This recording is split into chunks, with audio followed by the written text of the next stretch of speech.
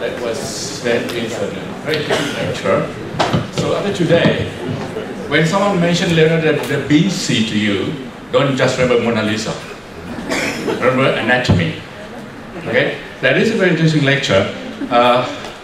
Q&A session will start now. I would like to invite here. And you're welcome to ask a question for the next 20 to 30 minutes. And I'm sure there are a lot of questions. We try to ration questions, not to have too many questions from one individual.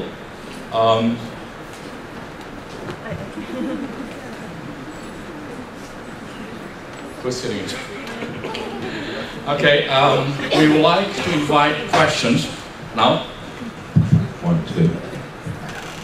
There are 2 microphones on both aisles. On each aisle.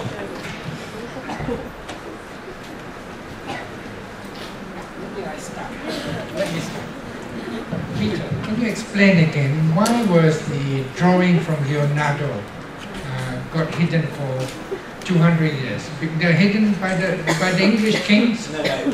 They weren't hidden. What happened is Leonardo, when he died, Leonardo left 5,000 pieces of paper. Now, some of you have got offices with lots of pieces of paper. Just imagine, I've only shown you 12 or 20 maybe pieces of paper. Every one was an amazing story on that piece of paper. And when his executors went to his house, it took them about 20 years to even sort them out into topics. And all the anatomy ones were put together in a book. And that book was eventually bought by an English Duke who gave them to the monarch of Britain at that time, who was Charles. And they were left in a library in Windsor, and no one opened the book, which is a tragedy for the society. Had it been opened, it would have advanced the science of medicine and anatomy by hundreds of years, probably. It is a tragedy, but an innocent tragedy. Any other questions? I'll ask one silly question, perhaps. I have no idea when formalin was discovered. How was the body preserved during Leonardo's time? That one's now not working. Yeah, 1, 2. Is that working? Yes. Right. No, all the cadavers that he dissected were not formalized. They were horrible, they were smelly, and in the winter he could do dissection. In the summer he couldn't do dissection, it was impossible. And if you read his medieval Italian, he says you have to be of strong body, soul and nose. Those of you that have done dissection even under a formalized situation will know that it can be a smelly procedure. He actually could only dissect certain parts of the body in a certain order because putrefaction, bacteria, made it impossible within days. So it was a horrible procedure for him, and it's amazing that he could get such good artistic results. Thank you. Any question for the audience? Introduce yourself.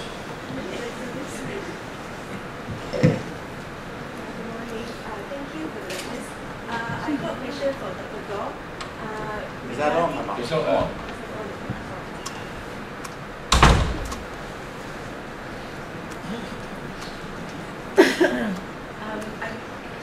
Yeah. It's on now. I got a question for Dr. Goh regarding the aspirin. You mentioned taking 100 milligram every day just to reduce the risk of colorectal cancer. But we also know that non-steroidal NSAIDs actually will cause kidney failure. So how do we balance that risk? Well, unfortunately in medicine, like everything we do has complications and side effects. So at the end of the day, we have to balance the benefits against the side effects and the disadvantages. I can tell you that aspirin causes 5,000 deaths a year in the United States from complications, bleeding, and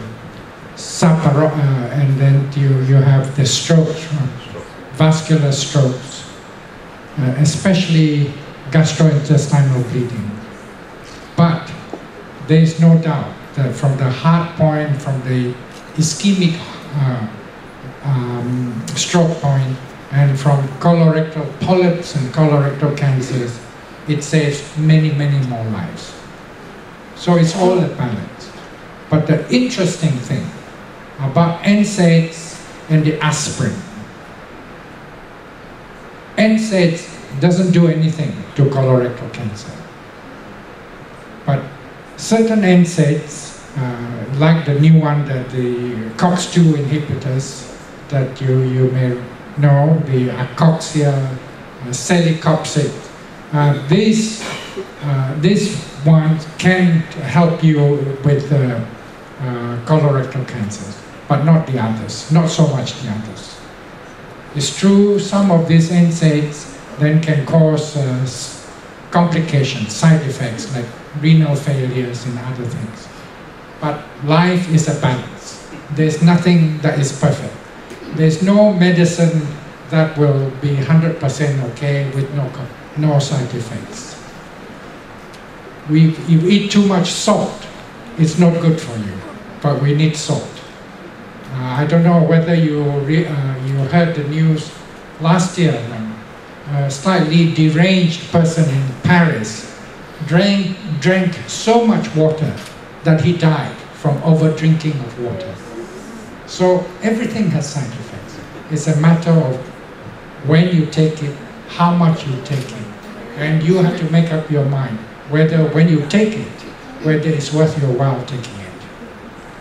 It's just like somebody with colorectal cancer who comes to see me, and I said, the only chance you have to cure that cancer is surgery, especially older people, your mothers, grandma.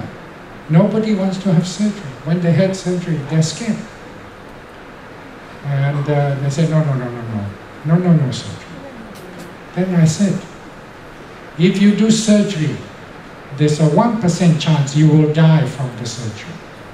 Then you stay in ICU, then you die from complications. If you do not have surgery, 100% you will die from the cancer. Then you have to choose. That's what it is. Thank you. Any more questions? Good morning. I would like to thank both speakers for these two wonderful talks. My name is Ong Wei Hun. I'm from the Faculty of Medicine and Health Sciences. I have a question for Prof. Peter. Indeed, there is a very interesting angle on Leonardo da Vinci's talents. It's widely reported that he's so talented. He gave us the first drawing of the aeroplane and many of the other engineering things. So today is wonderful. Now we look at his another side of his talent. It is also widely reported that Leonardo da Vinci has a learning disability, supposedly dyslexia. Some of his writings can only be deciphered or read if held against a mirror image. So my question is, did any of his drawings, on anatomy reflect that tendency? Thank you. Very interesting indeed. Do you, before you go back, do you personally have an iPad? No. Okay. We've done an iPad version of all 250 of his pictures. And you mentioned that you're absolutely right. He did mirror writing. All the writing on those texts, the projection here is not good enough to see it. But if you get the iPad version called Leonardo Anatomist, and I know there'll be some of you here in the audience who have got iPads, you could actually run a mirror over the writing and put it back to normal writing. The mirror writing is quite common in people who are left-handed. And it's not thought that he was as such dyslexic, but that he was left-handed, and he realized that